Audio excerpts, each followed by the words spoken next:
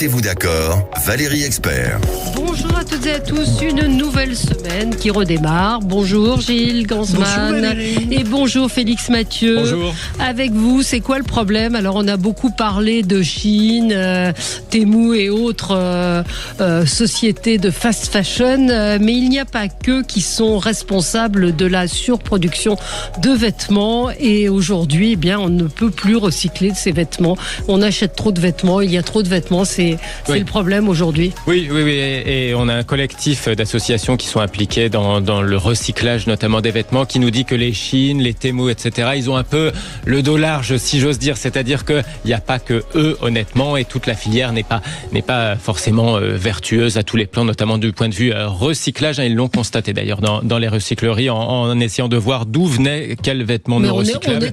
Il n'y a pas que Chine et Temu. Mais on est un petit peu responsable, nous aussi, quand on achète des vêtements. Alors, est-ce que, moi j'ai l'impression autour de moi que les gens achètent moins de vêtements et puis il y a toute la question des vêtements d'occasion aussi, qui Vinted et autres sites d'occasion où il y a aussi des petites arnaques parfois. Oui, parfois il y a aussi de la fausse seconde main effectivement sur ces sites. On va parler de ce sujet. 0826 300 300. Est-ce que vous achetez moins de vêtements ou est-ce que vous avez conscience de ce problème? Et puis à 11h dans les débats, on va revenir sur cette abondance de candidats à la présidentielle. Ce week-end, c'était fête entre Gabriel Attal, François Hollande, je me prépare, Bruno Le Maire qui sort un bouquin, Bruno Retailleau qui a été désigné comme candidat par les Républicains.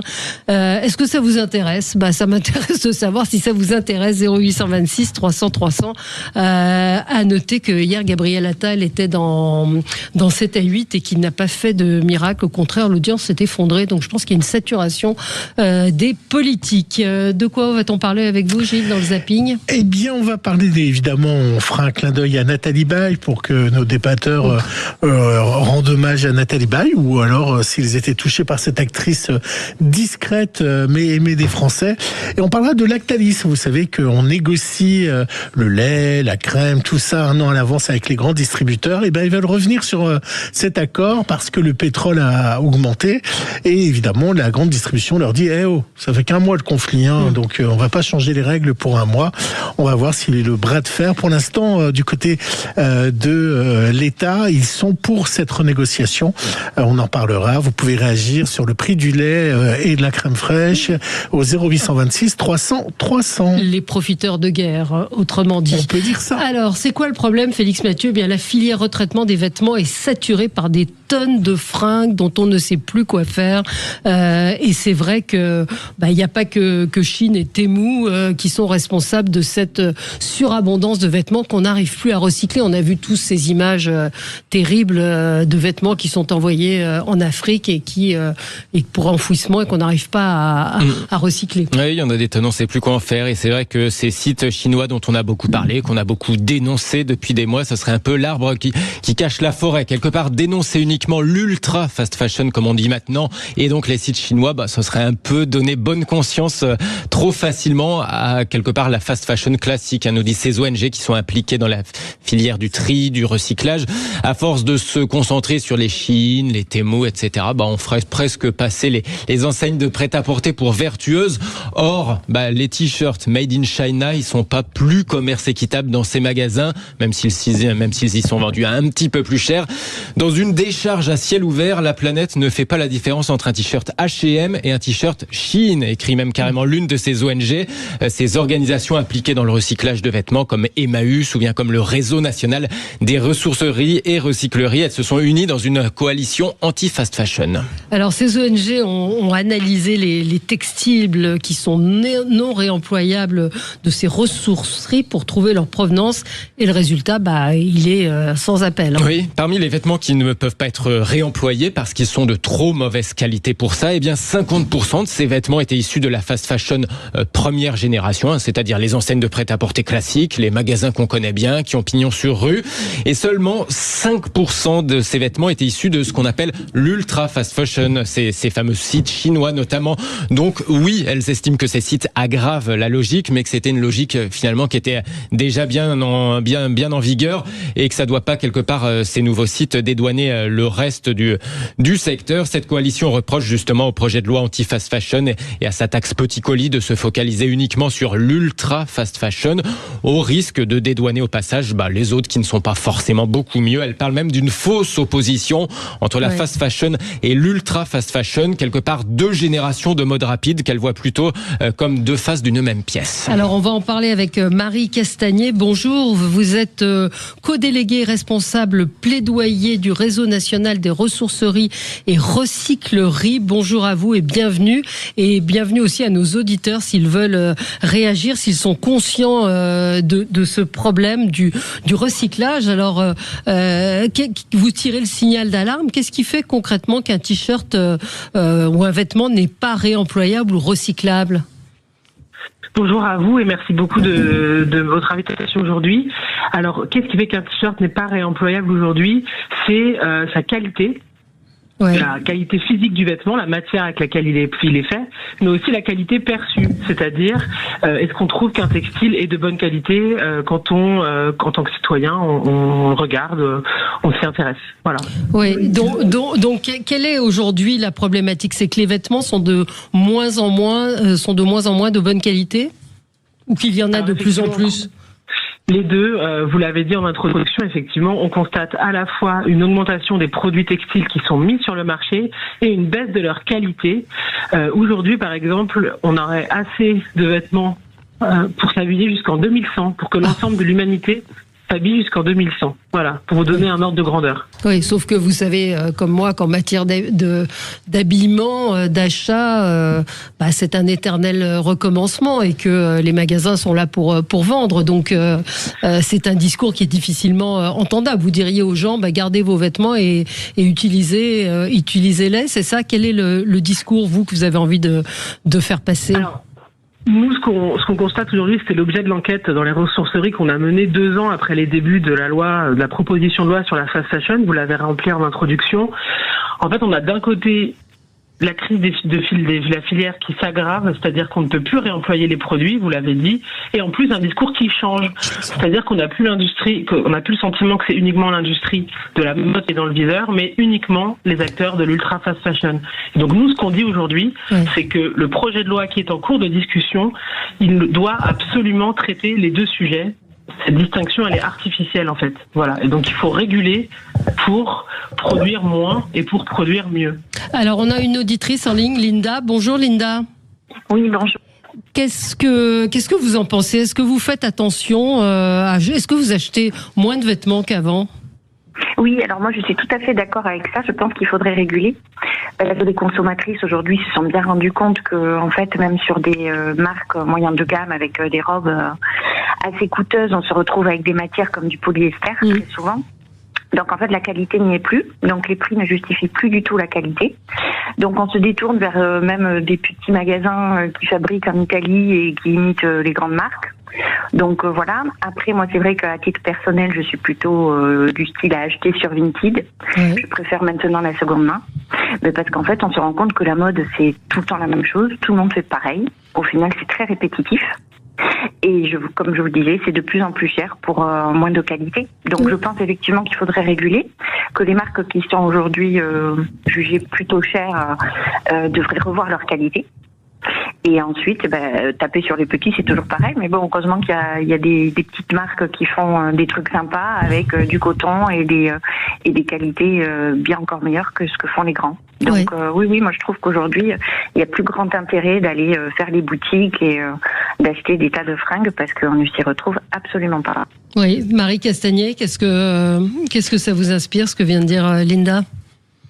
Ce qu'elle dit, c'est très intéressant sur le caractère répétitif des vêtements qui sont fabriqués. C'est exactement comme cela que fonctionne la fast fashion, avec un renouvellement, une répétition des collections. L'ultra fast fashion est venu accélérer ce mouvement, donc on a toujours plus de vêtements qui sont proposés. C'est difficile effectivement d'en trouver de meilleure qualité. Et puis effectivement, on a des plateformes comme Vinted, alors qui ont quand même un effet de bord qui est d'encourager par la surconsommation, puisqu'on se dit que ce qu'on a acheté, on va le revendre sur Vinted. Oui, mais du coup, ça fait moins de vêtements. Ça, en masse, ça fait moins de vêtements. Ça veut dire que ce sont des vêtements qu'on n'achète plus, qu'on n'achète pas ailleurs. Il y a une forme de... On les achète pour les revendre, en fait. Oui, parce que du ça coup, on c'est... achète en disant qu'on va revendre. Et donc, on continue à acheter en ayant notamment en tête le fait de revendre sur Vinted. Félix Mathieu. Oui, parce que justement, sur cette question du développement des vêtements de seconde main, il y a une certaine forme de bonne conscience du consommateur à se dire, quelque part, c'est moins pire d'acheter un vêtement d'occasion que de l'acheter neuf. Donc, vous dites, attention à cette forme de bonne conscience. C'est pas si vertueux que ça, finalement, au bout du bout? En fait, le consommateur, il est pas, c'est pas lui le seul responsable. C'est-à-dire qu'il n'a pas forcément déjà toutes les informations qu'il devrait avoir sur les conditions de fabrication des produits. Et c'est une des mesures que l'on demande dans le cadre de cette loi sur la fast fashion, c'est-à-dire une meilleure information du consommateur pour qu'il puisse ensuite faire des choix. Et c'est ce qu'expliquait votre auditrice tout à l'heure, d'aller chercher des produits qui sont faits dans de bonnes conditions. Alors, on va se retrouver dans un instant. 0826 300 300. Est-ce que vous êtes sensible? On a effectivement beaucoup parlé de Temu et autres marques de fast fashion, mais d'autres marques n'emploient pas forcément des tissus recyclables. Marie nous dit, alors moi, les fringues, c'est le cadet de mes soucis.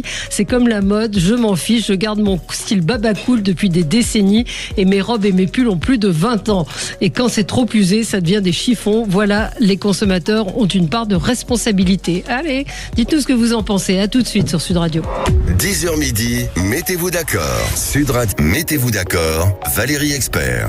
Et nous sommes avec vous sur Sud Radio et on parle de cette filière du retraitement des vêtements, qui est saturée, des tonnes et des tonnes de vêtements dont on ne sait plus que faire. Est-ce que vous avez le sentiment, est-ce que vous en êtes conscient déjà? Est-ce que vous achetez moins de vêtements qu'auparavant? Peut-être pour des questions économiques, peut-être parce que ça vous intéresse un peu moins aussi, et peut-être aussi parce que vous avez conscience que cette mode qui se renouvelle tous les 15 jours dans un certain nombre de magasins, eh bien, ce n'est pas forcément une bonne chose pour l'environnement. On est avec Marie Castagnier, co-déléguée et responsable plaidoyer du réseau national des ressourceries et recycleries. Gilles, vous aviez une question? Oui, pour Marie, je voulais vous sensibiliser sur le pouvoir d'achat. C'est vrai que quand vous achetez un t-shirt 35 € et que vous le déchirez, vous avez un peu les boules, tandis que si vous achetez un t-shirt à 10 €, allez, je l'ai payé 10 €, c'est pas très grave. Et on est un peu dans cette philosophie-là où lorsqu'on achète 25 €, la qualité elle est pas forcément là. Alors tant qu'à faire, autant prendre quelque chose à 5-10 €, surtout qu'aujourd'hui le panier moyen des Français se rétrécit. Eh bien, je profite de votre invitation pour vous dire que vous pouvez aussi trouver des produits, des textiles de très bonne qualité dans les ressourceries, les recycleries, les Emmaüs et les associations qui rallongent la durée de vie de ces textiles en les proposant à la vente à des prix solidaires ou en les donnant aussi.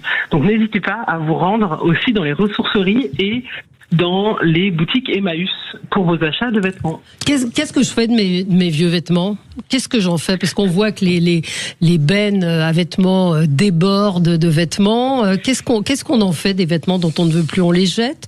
On les donne? On continue. Non, on ne les met surtout pas dans la poubelle. On les met dans les bornes qui sont prévues à cet effet, ou alors on les amène à la ressourcerie proche de chez soi ou dans une association Emmaüs.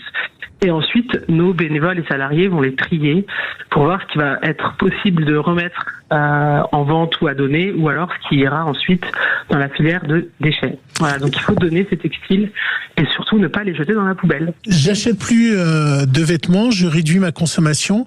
Qu'est-ce que ça change pour Shine et qu'est-ce que ça change pour Temu ou les autres magasins? Vous croyez vraiment qu'ils vont arrêter de produire? Et c'est pour ça qu'il faut une loi, en fait. Il faut une loi pour définir ce qu'est la fast fashion et l'ultra fast fashion et pour ensuite réguler. Parce qu'effectivement, ce ne sont pas les comportements des consommateurs, même si aujourd'hui ils se mobilisent aussi pour dire stop à la fast fashion, il faut aussi réguler et c'est pour ça qu'on a besoin de cette proposition de loi qui est encore bloquée. Voilà. Pourquoi elle est bloquée? Oui, et pourquoi elle est bloquée? Qu'est-ce que vous demandez? Alors, il manque une dernière étape. Il y a une première lecture à l'Assemblée il y a 2 ans, une lecture au Sénat il y a 1 an, et aujourd'hui, il doit y avoir la dernière étape qui est commission mixte paritaire, qui réunit le Sénat et l'Assemblée. Et ce qu'on y demande, c'est une définition large qui inclut toutes les enseignes de la fast fashion et de l'ultra fast fashion, un malus qui pourra aller jusqu'à 10 € par produit pour toutes les marques qui répondront à ces critères et l'interdiction de la publicité. L'interdiction de la publicité pour les vêtements. Oui, pour le secteur qui seront concernés par la définition de ce qu'est la fast fashion. Alors c'est quoi la fast fashion? C'est qui? Parce qu'effectivement, c'est Haro sur Temu, Chine et ces marques chinoises. Mais vous dites, il n'y a pas que. Il faut aussi expliquer ce que c'est l'ultra. Alors il y a l'ultra fast fashion et la fast fashion. Donc c'est qui la fast fashion? Qui vous englobez? La fast fashion. Alors, c'est pas nous qui l'englobons, d'ailleurs, c'est l'ADEME qui a donné des définitions de ce qu'était la fast fashion. C'est un mode de production rapide qui accélère le renouvellement de la mode. Et en fait, ça se traduit par beaucoup de vêtements produits avec des effets environnementaux et sociaux qui sont désastreux. Et l'ultra fast fashion, c'est la même chose, de manière accélérée. Il n'y a plus du tout de boutiques en physique et le renouvellement des collections va beaucoup plus vite.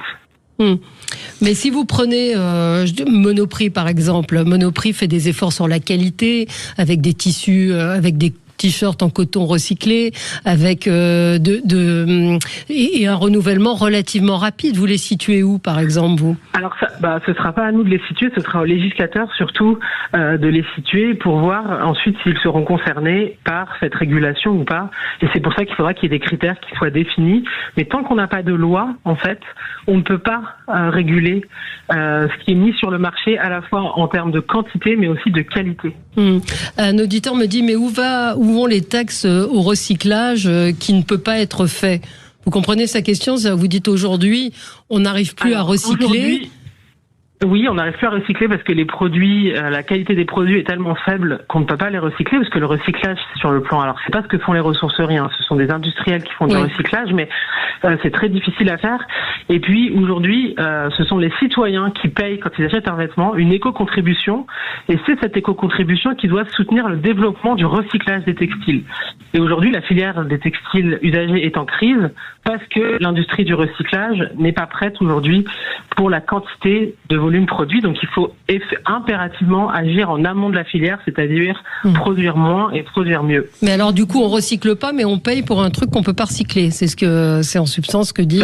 En tout cas, c'est pas suffisant, et c'est pour ça qu'aujourd'hui il y a une crise de cette filière des textiles usagés qui fait l'objet d'une réforme aussi.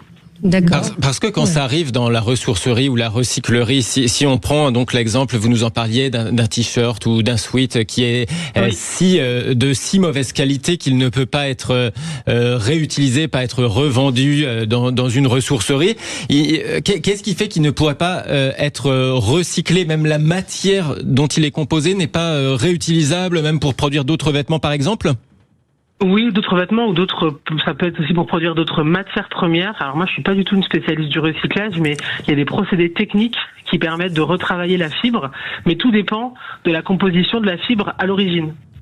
D'accord. Donc, plus le textile est de qualité en premier lieu, plus il sera facile à recycler. D'accord. Et aujourd'hui, la problématique, pour bien qu'on comprenne le problème, c'est qu'on ne peut plus recycler, on peine à recycler ces produits, ces vêtements qui sont de mauvaise qualité. Exactement, et on peine aussi parce que trop de vêtements sont produits. D'accord. En amont. D'accord. Une auditrice me dit, mais dans quel état sont les vêtements qui sont proposés chez Emmaüs? C'est vrai qu'il peut y avoir une idée, une image de vêtements moches, défraîchis, etc. Or, c'est pas le cas, hein. Non, ils sont en bon état. On a les personnes qui s'occupent du tri, elles savent reconnaître des produits en bon état. On vérifie les coutures, les fermetures, les boutons, etc. Et ensuite, on regarde aussi l'état général du vêtement. Et en fait, si le vêtement, à l'origine, quand il est produit, est de bonne qualité, ce sera plus facile de le réemployer parce qu'on pourra éventuellement le réparer s'il y a besoin. Alors que s'il est de mauvaise qualité, et qu'il a été porté beaucoup de fois, et ben là, on pourra pas le mettre en rayon. Il ira dans les déchets. Mais dans votre philosophie, vous préférez qu'on vend un vieux vêtement sur Vinted ou qu'on le garde?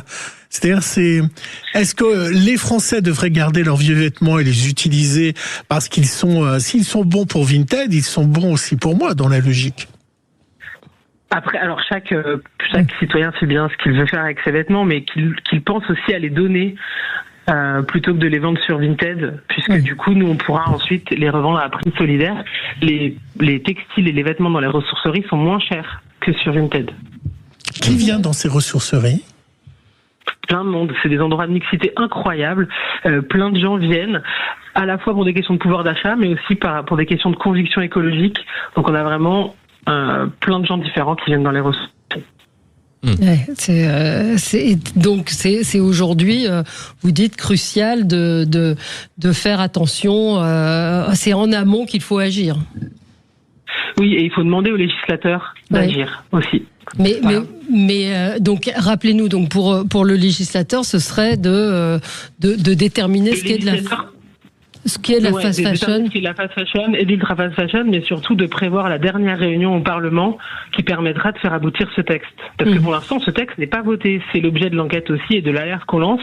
C'est que pendant qu'on ne régule pas, le secteur de l'ultra fast fashion et le secteur de la fast fashion continuent à produire en masse. Oui, mais pardon, excusez-moi. Et en attendant, qu'est-ce qui se passe concrètement quand vous dites qu'on sait plus quoi en faire? Ça s'accumule, c'est incinéré, ça part où? Dans les recycleries. Alors ça, il faudra demander au ministère de la Transition écologique. Mais nous, en tout cas, ce qu'on ne peut pas réemployer, on le met, on le met au recyclage. Mais du coup, aujourd'hui, la filière de recyclage n'étant pas prête, il y a des choses qui sont effectivement incinérées. Alors il y a effectivement hier, il y avait un article, un petit entrefilet qui expliquait qu'il allait y avoir une grande vente vide dressing de la mode à la mode des réseaux sociaux dans plusieurs centres commerciaux. Ça existe aux États-Unis et en Europe, et donc ça aura lieu en France fin mai, début juin. Qu'est-ce que vous en pensez de ça ? C'est par exemple les centres commerciaux Westfield qui veulent promouvoir l'achat de vêtements d'occasion et donc qui lancent un vide dressing d'influenceurs. Tout ce qui permettra de rallonger la durée du produit, c'est-à-dire de le porter à nouveau et de le faire porter par quelqu'un d'autre, c'est toujours positif. Après, attention à ce que ça n'encourage pas la surconsommation, à savoir j'achète un produit parce que je sais que je vais pouvoir le revendre derrière, que ce soit sur Vinted ou dans un vide dressing comme ça. Donc, toujours se dire qu'est-ce que je préfère faire de mon vêtement. Est-ce que finalement les influenceurs et également les enfants, la nouvelle génération, n'est pas justement dans la surconsommation, et est-ce que c'est pas aussi cette cible qu'on devrait un peu leur donner une conscience de ça, soit à l'école ou soit ailleurs? Qu'est-ce que vous en penseriez? Ce qui est certain, c'est que les consommateurs et les jeunes consommateurs font aussi les frais des pratiques de l'ultra fast fashion et de la fast fashion, puisque ces enseignes ont des pratiques de marketing qui sont effectivement, qui poussent à la consommation. Et donc c'est aussi l'objet de cette régulation, de dire comment est-ce que on fait en sorte d'éviter cette influence sur les citoyens et les plus jeunes d'entre nous. Merci d'avoir été avec nous, Marie Castagnier, donc co-déléguée responsable plaidoyer du réseau national des ressourceries et recycleries. Merci à vous. On se retrouve, nous, dans un instant pour commenter l'actualité. À tout de suite.